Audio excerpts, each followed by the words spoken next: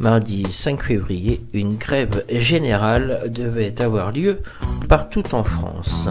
Grève qui a été peu suivie, mais en tout cas, ça bouchonnait bien au rond-point de Margon, puisque suite à cet appel de grève générale, des Chartrains se sont ralliés au camp de Margon, en vue de filtrer la circulation.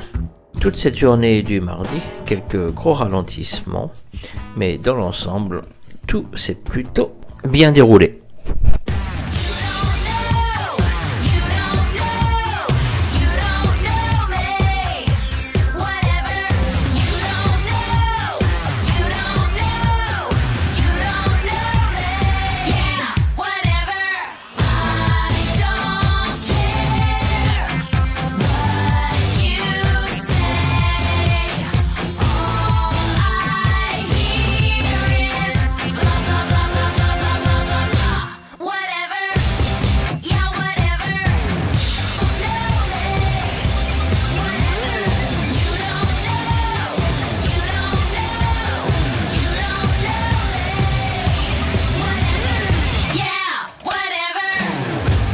Alors aujourd'hui, mardi 5 février 2019, alors nouvelle opération, hein, parce que ça s'était calmé depuis quelques temps.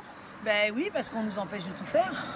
On peut plus filtrer, on peut plus rien faire, sinon on nous menace d'amende, on menace même les automobilistes ou les chauffeurs routiers, ce qui est inadmissible. Mais voilà, on est toujours là, on est toujours au rond-point de Margon, on lâche rien.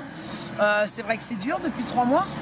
Le froid, en plus ça arrive, la vague de froid arrive, il y a eu beaucoup de malades, mais on est toujours là, on lâche rien. Malgré qu'il y a des qui travaillent beaucoup chez nous dans notre équipe sur Margon, on essaye d'être un maximum en mobilisation l'après-midi, mais on lâche rien contre M. Macron qui ne veut pas céder, et puis nous on ne cédera pas. On a commencé ce matin parce qu'on a annoncé une grève nationale. Donc nationale, ce qui veut dire une grève générale surtout. Donc sur le 5, 6, 7, sur 3 jours, apparemment elle serait reconductive. Ce que j'ai entendu dire, mais bon, entre les on-dit, on ne peut pas toujours savoir. Et voilà, on a profité de cette occasion-là pour pouvoir relancer un filtrage, étant donné que on ne peut plus rien faire. Donc là, on est en force, on a un petit peu de monde de partout, parce qu'il n'y a pas que nos gens le retrouvent Margon. Oui, il y a du monde de Chartres, de l'Eure-et-Loire, qui vient de Chartres. On a des gens qui sont venus un peu de la Ferté. On a, voilà, un petit peu de partout. Il y a une personne qui était venue du Mans, un petit peu aussi. Et voilà, c'est super parce qu'en fait, c'est même pas les gens de nos gens le retrouvent qui viennent, c'est les gens de l'extérieur. D'ailleurs, c'est dramatique, quoi, parce que bon, on est toujours là. Je pense que beaucoup de gens ont des gilets jaunes dans leur véhicule, mais ils pourraient nous rejoindre parce que bon, on fait ça.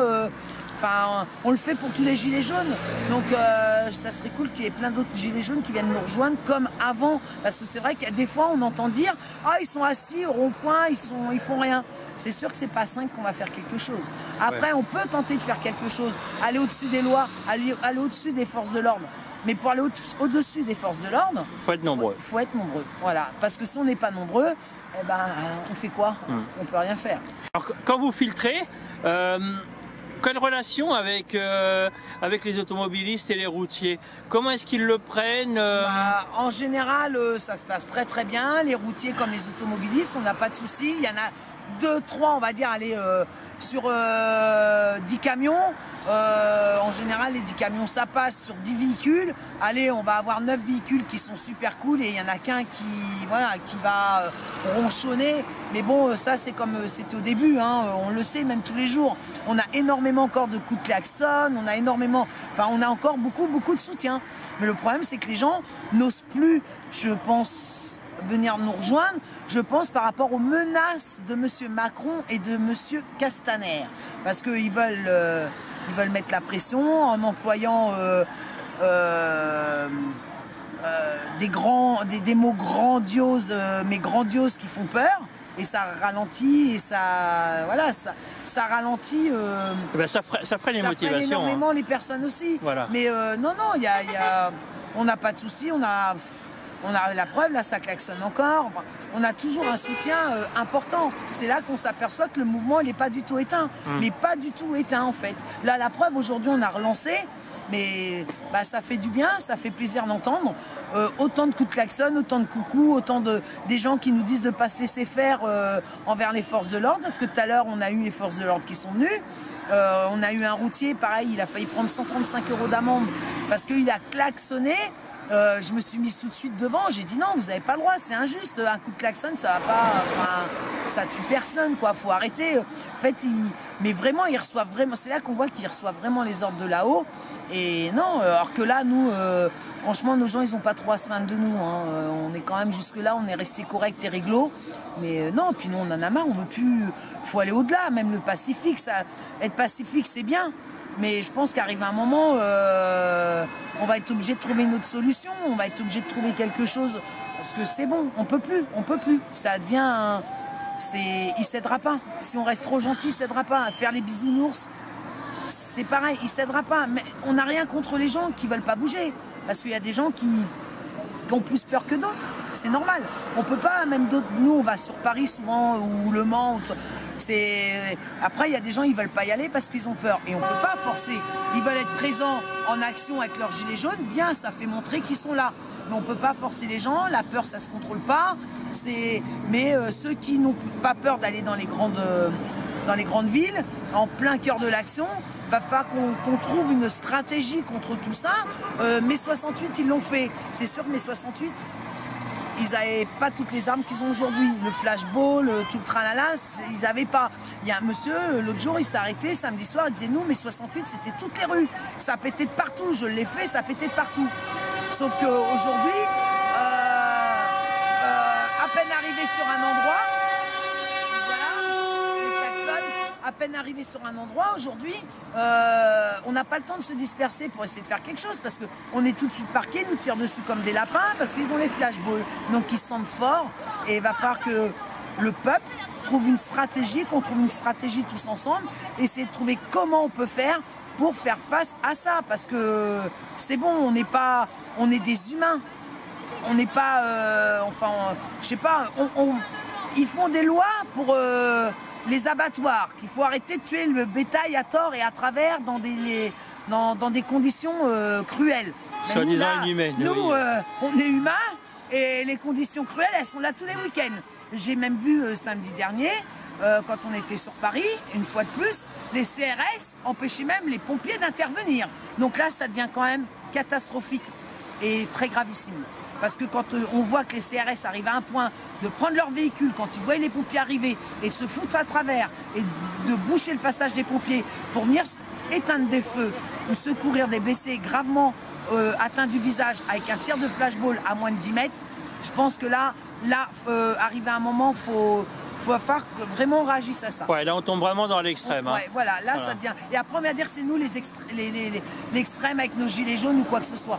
Après il y a autre chose aussi parce qu'il y a les black blocs. Pareil, les black blocs ils sont censés ne pas taper sur les gilets jaunes en général. Au début des manifestations il n'y avait pas de souci.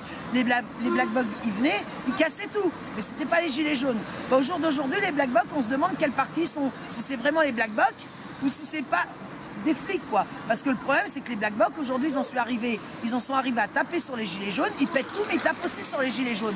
Donc je pense que quand un groupe de 200 black blocs arrive, c'est pas une petite masse, hein, 200, un groupe de 200 c'est quand même une grosse masse. On se pose vraiment des questions si c'est vraiment des black blocs. Hein. Et en plus après on voit des choses qui sont même la gendarmerie, même les flics là-bas c'est parce que les gendarmerie c'est un mot trop gentil quand on voit comment ils sont. Moi je dis les flics, hein, voilà. Mais ils ont même des armes dans les mains, on les voit les se déshabiller, enfiler un gilet jaune. Mais c'est quoi ce délire? Ils sont dans les camions, ils se déshabillent, ils se mettent en civil, ils prennent des marteaux, des machins. Donc là on se pose vraiment beaucoup de questions. Mais en tout cas, on ne cèdera rien contre Macron parce que notre pouvoir d'achat il nous l'a enfumé. Hein. Au 1er février, tout ce qui est produit, les premiers produits locaux qu'on va utiliser, les premiers produits principaux voilà, qu'on va utiliser même pour nos enfants et tout à la maison, c'est ces produits-là qui ont pris un prix phénoménal. Bon, après, petite boutade, le pastis, il a pris 2 €. Oui, c'est normal, il est jaune. Non, mais voilà, le petit truc histoire de rire. Mais je veux dire, c'est... Puis bon, le pastis, voilà, c'est pas un produit... Mais tout ce qui est Nutella, des gâteaux, des jus de fruits, enfin, nos enfants, on a déjà du mal à leur faire plaisir dans le mois. Et en plus, le peu qu'on va vouloir leur acheter, ben rebelote, ça recommence. On augmente encore les premiers produits de nécessité. Ben, c'est dégueulasse. L'essence, on dit que l'essence, elle a baissé. Bah franchement, faut arrêter. L'essence, elle a à nouveau remonté à 40. Ça remonte. Et voilà, mais ils nous en fument. C'est de la poudre de perlimpinpin qu'ils nous envoient. Non, il se fout de notre gueule. Il a aucun respect pour son peuple. Aucun respect. Après, c'est facile de prendre Castaner et puis tous ses ministres et puis se la jouer. Voilà, moi je suis Monsieur Macron, je donne les ordres. Non, arrive un moment, je pense qu'il va falloir qu'il respecte fortement son peuple parce que ça fait 3 mois que ça dure. Les forces de l'ordre, ils arrivent à bout de force, mais les gilets jaunes, ils sont à bout de force, mais ils veulent rien lâcher. Mais ils ont plutôt un bout de force de ras-le-bol. Et je pense que là, ils poussent le peuple à passer à la force supérieure. Allez, voilà. Et je pense que ça va mal finir ces conneries-là. Ça va très mal finir. Alors pour en revenir à la limite, qu'est-ce qu'il y a comme d'opération de prévu là pour les jours qui viennent? Bah là déjà on est sur un 3 jours de grève nationale. Donc nous à Nogent-le-Rotrou on n'a pas de péage. On n'a pas de raffinerie, donc on a notre grand rond-point de Margon, un des principaux sur Nogent. Oui, qui tient bien, il faut bien le dire. Voilà, qui tient parce que nous on est là depuis le 17, même si on a eu la cabane qui a été détruite pendant les fêtes de Noël, on a laissé passer les fêtes de Noël, on a reconstruit notre cabane. Et mais on est toujours là, on n'a jamais rien lâché.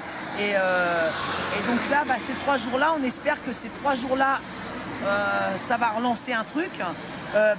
Enfin, relancer, non, c'est pas le mot, parce que le mouvement est toujours là. Contrairement à ce que beaucoup de gens disent, comme les médias, ils disent que des conneries. Hein.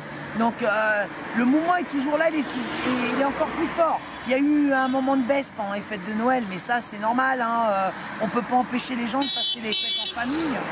Mais c'est quand on va sur Paris, moi j'étais sur Paris, sur Le Mans, enfin, c'est phénoménal, c'est pas des 3500 personnes comme ils annoncent sur Paris, on est des 30 000 personnes. Faut arrêter de dire des conneries. Après, voilà, donc le mouvement s'éteint pas du tout. Ni à Margon, ni ailleurs, il y a d'autres ronds-points aussi. Mais on est pris par la gorge.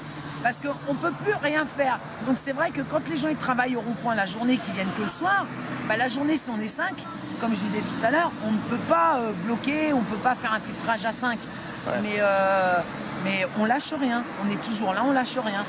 Je pense qu'à mon avis, non, ça va mal finir, ça va finir par vraiment péter. Et malheureusement, Macron, c'est ce qu'il cherche, je pense. Et là les gens, même les gens qui ne sont pas avec les gilets jaunes, auront une dent contre le gouvernement aussi.